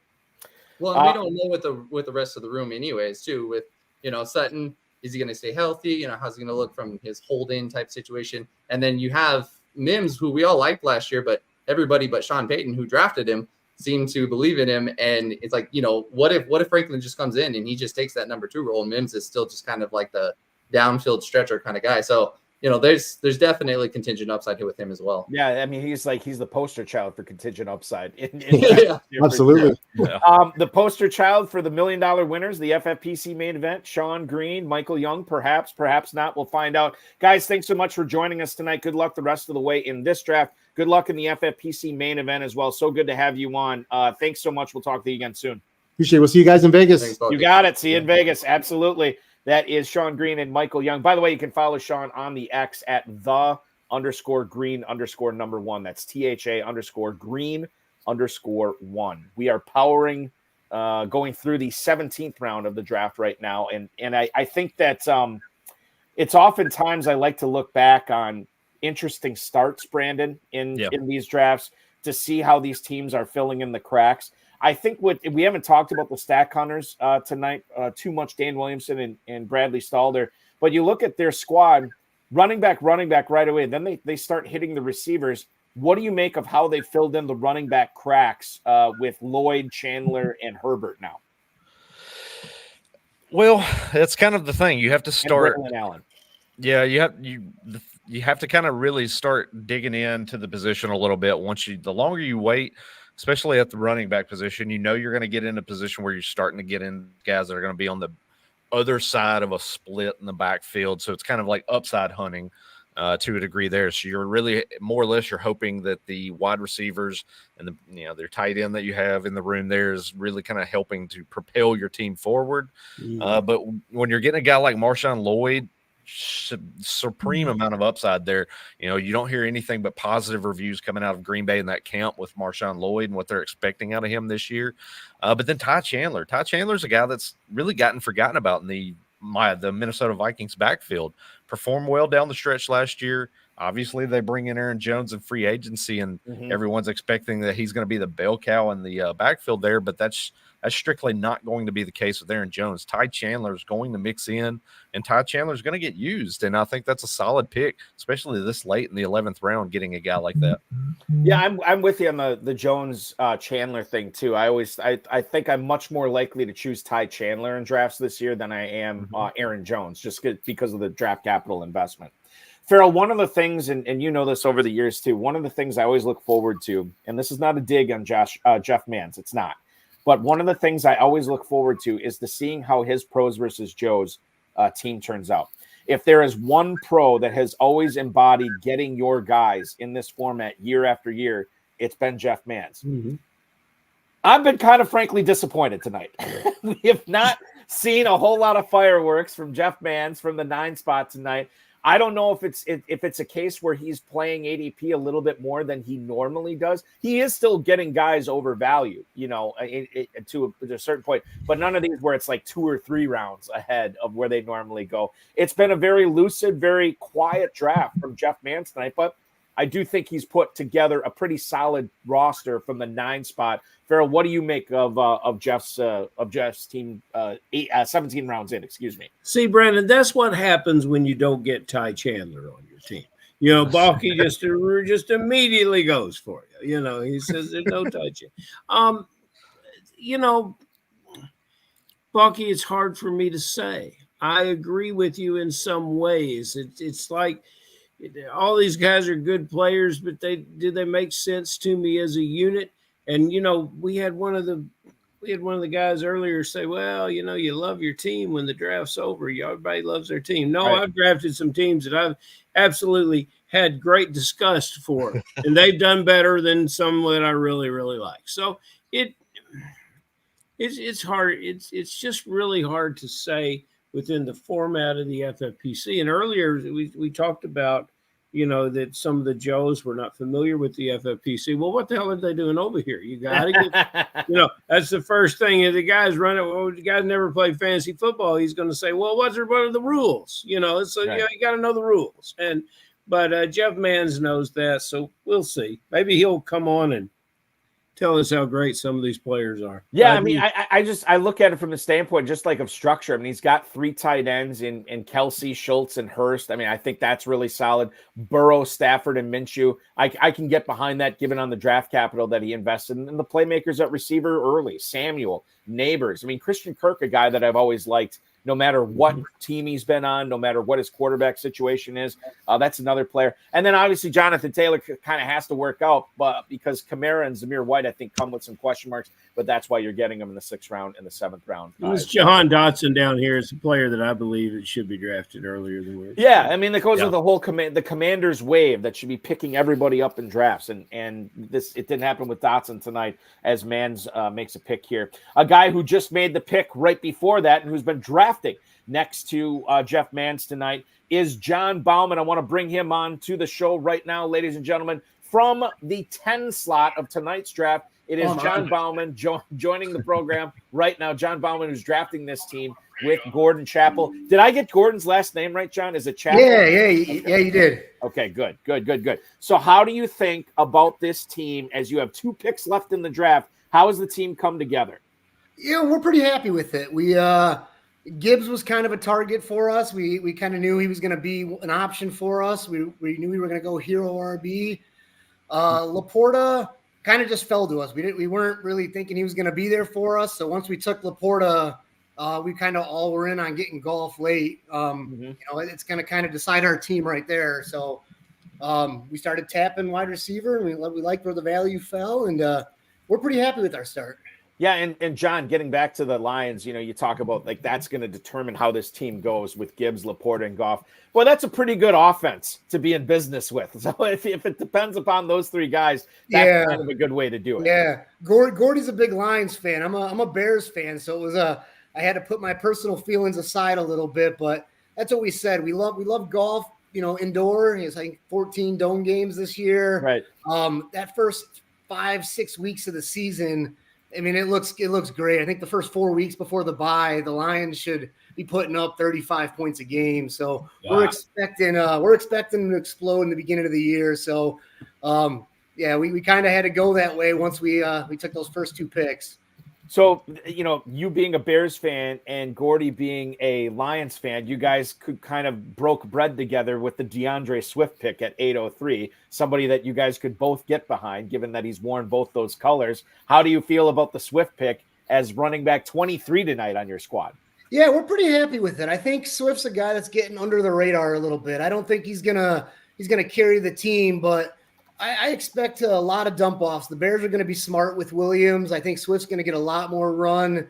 I'm a big believer of following the money, and they paid him, so they want to turn on that investment. So they paid him. I think he's going to get a lot of dump offs and catches as being a playmaker. He's not really your true dynamic running back, but he's a playmaker, and I think the Bears are going to put the ball in his hand, and I think he's just going to give us a lot of those PPR points. I think that and Farrell will chime in on this too. I know he loves the Pittman pick at 403. I love the Godwin pick at 603, and you slam in T. Higgins between them as well, along with Ayuk. John, there's something to be said about people sleeping on Ayuk, people sleeping on Higgins, obviously because of contract situations. But you guys decided to strike while the iron's hot on those guys, and now they become your 1 and 3 receivers as top 30 options. And yeah, we love them. Quite frankly, I mean, Ayuk was like a top 12 guy last year. Higgins would have been higher had he played the whole season too. Right. That little glut of receivers right there, Ayuk, Pittman, Higgins, Godwin, I just would have been dancing. We were talking about how we were underrated, how that group is. Ayuk, once again, he wants to get paid. Money's a motivator, and I think he's going to have an outstanding year. Pittman, he wants to make that next level and be a guy that everyone talks about in that elite tier. He's had weeks to do it, but I think he's motivated to put there. And Godwin, I think he had 2 touchdowns last year, moving back to the slot. I don't see a world that Godwin doesn't throw up 6-7 touchdowns this year. And we're stoked that they fell to us right there. I think that it's an elite receiving group, especially not even starting that to the third round. John, as I look at the second half of your draft, where again a lot of the home run swinging begins, do you have a favorite pick out of those? Think about guys like Judy and Gus Edwards, Josh Downs, players that you drafted here, Watson, Okonkwo, Roschon Johnson, Bigsby. I know you probably like Roschon Johnson because of your I like Roschon. My favorite in that group, to be honest, is Chig. He had that great rookie year. Everybody, last year in FFPC, he was flying up the boards last year. And I just have this gut feeling this is going to be his year. He had a lot of big plays last year, a lot of missed opportunities where, it just didn't connect. That would have been 50-yard touchdowns. His year last year could have really been explosive if he could have connected on a couple. So I really could see Chig being a guy that provides a few big plays. Tank, I see some touchdowns happening for him this year. I think they're going to be smarter. They want to be a playoff team. They're not going to try to eat up ETN a lot. He's a smaller guy. So I see some touchdown upside for Bigsby as well. And once again, swinging for the fences. So we're pretty happy with that. I also think, I don't think this is necessarily a swing for the fences type guy, but Freiermuth is the tight end 12 at the 7-10. That's another guy, proven player coming off a down year. That could be a nice value for you guys too. Yeah, we love that one too. Gordy was really high. He was a guy that he's really high on. Being a Bears fan, Fields likes the tight ends, and I think Fields is going to get in there, and I could really see a lot of action to Freiermuth. He had another guy that had that great rookie year and was kind of up and down last year, some injuries. He's a guy that wants to play for some money as well. So I could see a big year for him. You guys are going to be on the clock shortly. You're on deck right now. Just to reiterate the draft so far, the team construction so far for John Bauman and his co-manager from the 10 spot tonight, Gordon Chappell. You're looking at Jahmyr Gibbs, Swift, Brian Robinson, Gus Edwards, Roschon Johnson, Tank Bigsby in the backfield. Wide receivers are Ayuk, Pittman, Higgins, Godwin, Judy, Downs, and Chark. Tight ends, Laporta, Freiermuth, Okonkwo, and then the quarterbacks are Goff and Watson. John, what are you and Gordy discussing now? We're trying to figure that one out right now. We're just looking for any kind of upside play. I think we're going to tap a wide receiver here. We're just looking for a guy who can get loose and provide a few big plays for us.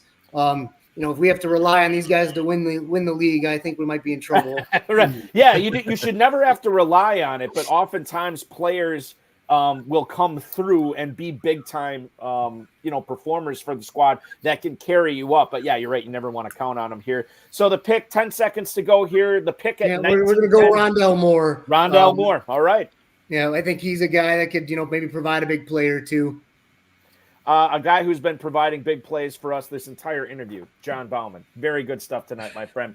Good luck. Enjoy the last remaining round of this. Yeah, this has been fun. I look forward to hopefully seeing some of these faces in Vegas. Absolutely, for sure. We will see you out there, my friend. Good luck winning the main event this year too. Hey, appreciate it. You guys take care. Yeah, you take care as well. John Bauman drafting with Gordy Chappell from the 10 spot tonight, taking Rondell Moore live on there. Merch, it's one of those things where it's like, if we're right about the Falcons or if fantasy, big fantasy is right about the Falcons, Moore is an excellent 19th round pick in a best ball competition. Yeah, I mean, that wide receiver 2 spot really is kind of wide open down there with Atlanta right now. Obviously, a lot of people were pointing to Drake London being a high value target there, as well as Kyle Pitts. A lot of is to be expected from those two guys. But outside of that, you've got Darnell Mooney. He's had a 1,000-yard receiving season under his belt before. But Rondell Moore's a guy that's just never really been truly utilized to his capabilities. And, get him there in Atlanta, find some creative ways to get him the ball. And I think there's a little bit of upside there. But really going and looking at this team, my favorite pick, y'all talked about Freiermuth there.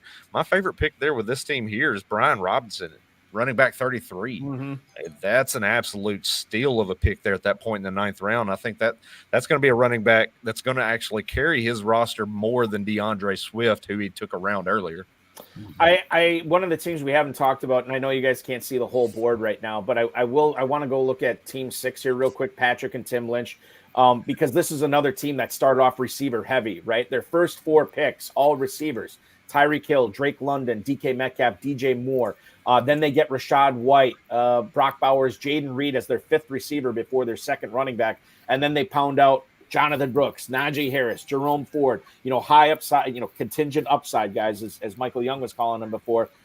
They get those guys in the mid rounds. Caleb Williams, Geno Smith, and Darnold at quarterback. Noah Fant, Rashad Bateman, Ezekiel Elliott goes off the board. Pour one out for Terp, who will be on the broadcast tomorrow. Quentin Johnson, Tyrone Tracy, Greg Dulcich, Kenneth Gainwell to wrap it up. As I say those names, Farrell, do any of those stick out in your head as like, yeah, those are players I'm after this year too, Balky?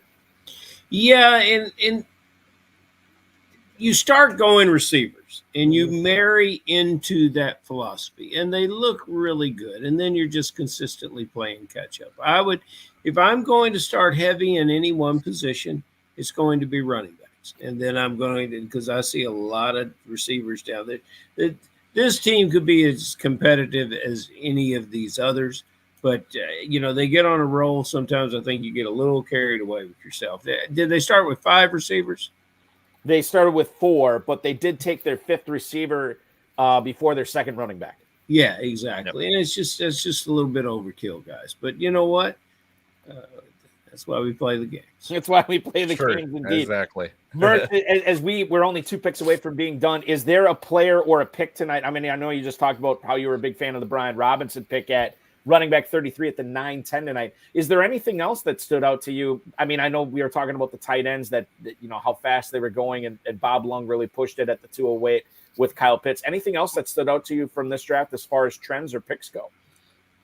One that we really didn't touch on in too much detail was over there with Team 4, Sean Green and them, Rashee Rice at wide receiver 42.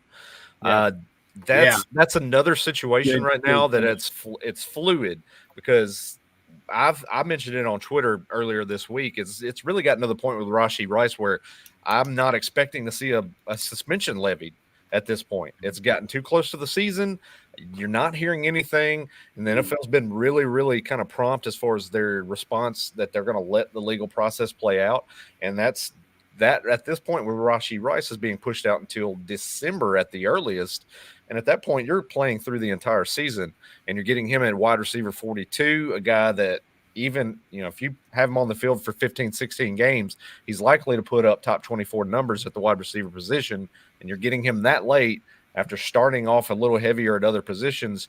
That's an amazing pick to get that late, especially in best ball format, where you have that flexibility to kind of wait on these guys to come in and play for your squad.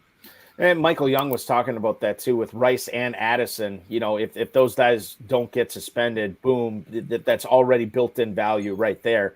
And you don't need the contingent upside, right? Because those guys should play big roles on their teams from the get-go. They don't need somebody to get hurt. If they do, if it happens, then great. But if it doesn't, they're still going to be significant. We have wrapped up Mr. Irrelevant tonight. Josh Hayes, Josh Hayes is not irrelevant, but Josh still Hayes picking on Josh. Yeah, I'm not still got him. He takes Eric Gray tonight as Mr. Irrelevant at the 2012. Brandon, I'd ask you what you think about Josh's draft, but I know there's going to be no Rotoballer on Rotoballer crime tonight. You probably loved it. Well, no, I won't go that far, actually. All right, somewhere in the middle. Here we go.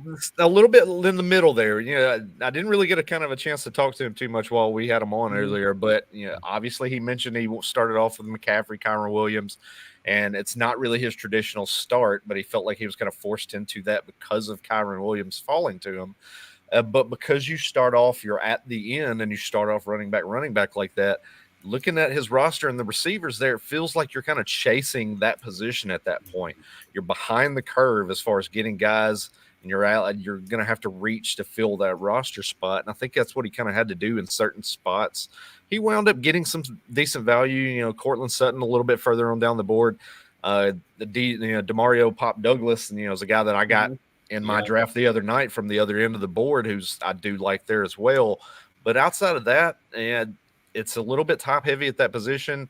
And if things were to kind of break the wrong way for him, I think he's going to be in a tough spot with how he built that roster at the wide receiver position. I think just real quick, Farrell, I'll let you chime in a second. The Deontay Johnson pick I really liked. I did like the J.K. Dobbins pick at 1301. That was one of my favorites. Elijah Mitchell, I think where he's going this year is really good. But I think when you have a guy like McCaffrey and you protect McCaffrey with Elijah Mitchell, I think that's really nice too. And the A.T. Perry pick, we didn't really talk about it at all.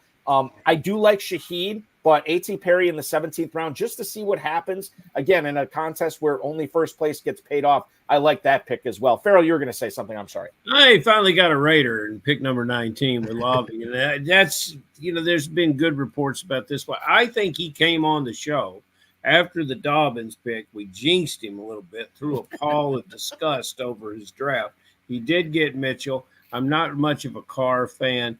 I don't necessarily like what he did the rest of the way out. So that's my biggest complaint about his team. Not so much about structure, but I was hoping to see someone between 14 and 20.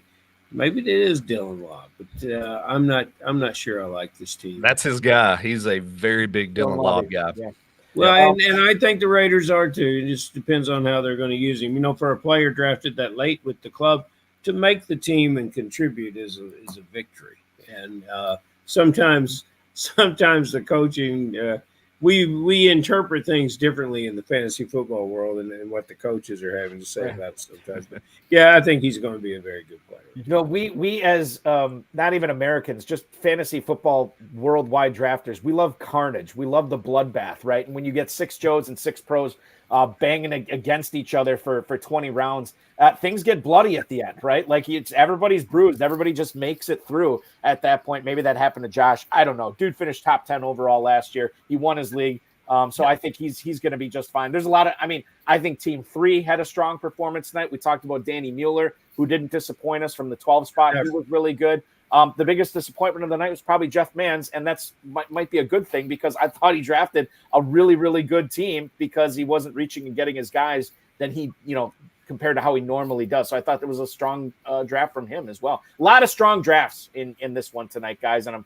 I'm glad you guys were both here for it tonight. Brandon, thank you so much. Excuse me, I'm getting verklempt as I'm saying goodbye to you guys. Brandon, thanks so much for filling in for Terp tonight. We will continue to listen to the Woo Fantasy Podcast. We will continue to follow you at Roto Superstar on the X and check out everything you're doing over at Rotoballer. Excellent job tonight, my friend. Thank you so much for coming on. No problem, man. I'm lucky to fill in whenever you need me. Absolutely. You're on the short list for sure. And of course, Farrell Elliott, KFFSC.com. Get over there and register now. Main events filling up fast, live in Cincinnati, live in Louisville, and then, of course, all the online stuff, all the online goodness that's going on over there, Farrell. I will talk with you again tomorrow night. Thank you so much. See you, buddy. That is Farrell Elliott. That is Brandon Murchison, my co-host for the evening tonight. Really good stuff from them as we go hard on the Pros versus Joes coverage each and every year. We might have set a record for most guests tonight. So I do want to thank Farrell Elliott, Brandon Murchison, Darren Armani, who popped on tonight. Remember, the overall champion finally getting a prize this year with the FFPC Pros versus Joes. That awesome belt that's up at fantasymojo.com and at Fantasy Mojo on the X as well. I want to thank the FFPC, our producer and mutual friend Rob, audio engineer, my best friend Bryce, most of all, our viewers and listeners. Thanks to those who participated in tonight's show by coming on: Gino Donnie, Daniel Wright, Bob Lung, Josh Hayes, Sean Green, Michael Young, and of course, John Bauman. Great stuff from all of you and a great draft from each of you as well. We will be back tomorrow night, 9 p.m. Eastern time. It is the Champagne League, the Christopher Walken Continental Finest Champagne League that is going to go off at 9 p.m. tomorrow. The Joes include Todd McIntyre, Curtis Van Dan, Seidenfaden, Brian Jervelin, Ian Hubbard, Brad Petrie, and Darren Larson, former KFFSC main event champions, Nick Thompson as well. And they'll be competing against the pros, the industry pros, featuring legendary upsides, Pat Corain, RotoWire's Jim Coventry, Establish the Runs, John Daigle, Fantasy Alarms, Andrew Cooper, Mike Shope, and Adam Krautwurst from the Deep End Fantasy Football Podcast, and Justin Boone from The Score. Remember, that starts at 9 p.m. tomorrow. If you're looking for some action tonight, the FFPC main event has live and slow drafts going off each and every day over at myffpc.com. We also have multiple Fantasy Pros championship drafts that are going off every day. We have one that I'll be commissioning here in about 10 minutes or so. Still has 3 spots available. That's going to fill, so jump in there right now and try to win $1 million in either one of those contests, $1 million grand prize for the second straight year in the Fantasy Pros Championship and the FFPC Main Event. If best ball is more your game, maybe it is because you watch best ball tonight with the Pros versus Joes. We have a best ball tournament that costs $125 to enter, a $300,000 grand prize there. And then our Superflex best ball tournament, $35 to enter, and you can win a $100,000 grand prize for just $35. Dynasty startups available. Empire Dynasty startups are available. They're popping off each and every day. And then check out the Kentucky Fantasy Football Championship at kffsc.com. Thank you so much for watching, everybody. You are magical. We love covering this because of all the interaction we get from you on YouTube, X, Facebook. It's been tremendous, and we will do it again tomorrow at 9 p.m. with Night 5 of the 2024 Pros versus Joes Challenge.